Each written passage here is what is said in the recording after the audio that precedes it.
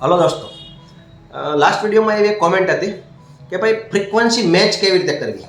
શું આપણે ઘણીવાર ફ્રીક્વન્સીની વાત કરતા હોય ને કે ભાઈ આપણને જે જોઈએ છે યુનિવર્સની અંદર બધું જ વાઇબ્રેશન પર આખું યુનિવર્સ ચાલે છે, અલગ અલગ બધી ફ્રીક્વન્સી છે અને તમે જે ફ્રીક્વન્સી પર તમારું માઇન્ડ, તમારું બોડી, તમારું દિલ, દિમાગ આ જે ફ્રીક્વન્સી પર રન થતું હોય એ જ તમે આસપાસ મેળવી શકો. દાખલા તમે મહિનાના ₹1,00,000 મેળવો છો, મહિનાના 50,000 મેળવો છો કે મહિનાના 5,00,000 મેળવો છો, કોના આધારે નક્કી થાય? તમારી ફ્રીક્વન્સીના આધારે નક્કી થાય. એ ફ્રીક્વન્સી કઈ છે કેવી રીતે ખબર પડે? એ તમારી પાસે શું છે એના આધારે ખબર પડે. દાખલા કે તમે 50,000 કમાવશો, તમારી પાસે 50,000ની ફ્રીક્વન્સી છે. તમે 5,00,000 કમાવશો તો તમારી પાસે 5,00,000ની ફ્રીક્વન્સી છે.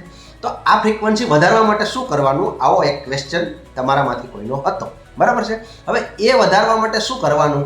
તો એ ફ્રીક્વન્સી વધારવા માટે એ ફ્રીક્વન્સી આવ્યા પછી સમજો, એ રિઝલ્ટ આવ્યા પછી તમારી વિચારવાની, તમારી ચાલવાની, તમારા કોન્ફિડન્સની અંદર, તમારા હાવભાવની અંદર શું ફરક પડે? દાખલા તરીકે તમે અત્યારે 50,000 કમાવો, એને બદલે મહિને તમે 5,00,000 કમાતા હો તો તમારો એટીટ્યૂડ કેવો હોય, તમારો કોન્ફિડન્સ કેવો હોય, તમારી ચાલવાની છટા કેવી હોય, તમારી બીજાને સાથે વાત કરવાની તમારી જે સ્ટાઇલ હોય એ કેવી હોય, તમારા કપડાં કેવા હોય, આ બધું જ જે તમે કહો છો એ ખાસ કરીને મેન્ટલ સ્ટેટ, માઇન્ડનું એક લેવલ એ જે હોય છે એ 5,00,000 વાળાનું જે હોય એ એઝ્યુમ કરવાનું છે, એ ધારવાનું છે, એ કોઈને પૂછી લેવાનું છે, જોઈ લેવાનું છે અને એ પ્રમાણે તમારા માઇન્ડની અંદર કન્ટિન્યુઅસ એ જ પ્રકારનું સ્ટેટ ઓફ માઇન્ડ એટલે માનસિક સ્થિતિ એ જ રહે તો તમારી ફ્રીક્વન્સી ચેન્જ થઈ છે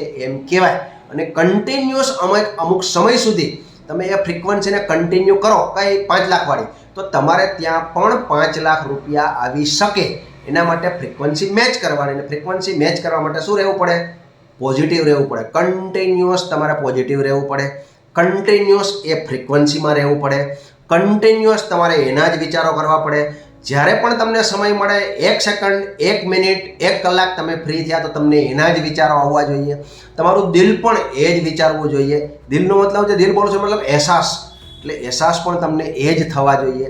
એટલે માઇન્ડ પણ એ વિચારે, દિલનો અહેસાસ પણ એ થાય, તમારું બોડી પણ એ કામ કરવા માંડે, તમારા વિચારો પણ એ પ્રમાણે આવવા માંડે, તમને અંદરથી ખુશી થાય. હવે તમે 5,00,000 કમાતા હો, 50,000 વાળી વ્યક્તિ 5,00,000 કમાવા માંડે, બરાબર છે, તો અંદરથી એક ખુશીનો માહોલ હોતા, અંદરથી ખુશીના કહેવાય ને આપણી ભાષામાં કહે તેમ ખુશીની આનંદ ઉછાળા લેતો હોય એમ.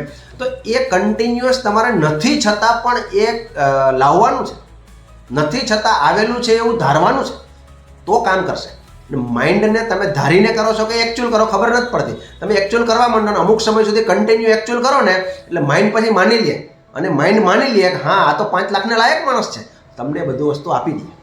આવું આ સાયન્સ છે, આવું આ ફ્રીક્વન્સીનું સાયન્સ છે. આ જે વાઇબ્રેશન્સ છે આવી રીતે રન કરે છે, બરાબર છે. જો તમે આ વસ્તુ કરી શકો તો 100% મેળવી શકો. આ સાયન્સ છે. પણ એ ફ્રીક્વન્સીમાં આપણે જવું પડે. ઘણા લોકો કે એવું ખોટું, યસ ખોટું કરો, શરૂઆત ત્યાંથી જ થાય. અને ત્યાંથી શરૂઆત કરો તો તે લેવલ સુધી તમે પહોંચી શકશો.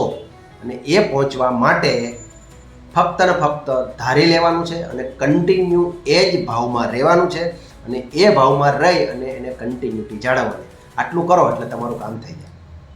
જો તમને આ વિડીયો સારો લાગ્યો હોય તો તમે સબસ્ક્રાઈબ કરો, શેર કરો, કોમેન્ટ કરો, લાઈક કરો. તમને જે અત્યારે મેં જવાબ આપ્યો એ કોમેન્ટના પ્રશ્નનો જ જવાબ છે. એવો તમને પણ જો કોઈ પ્રશ્ન થતો હોય તો તમે પણ પ્રશ્ન કરી શકો છો.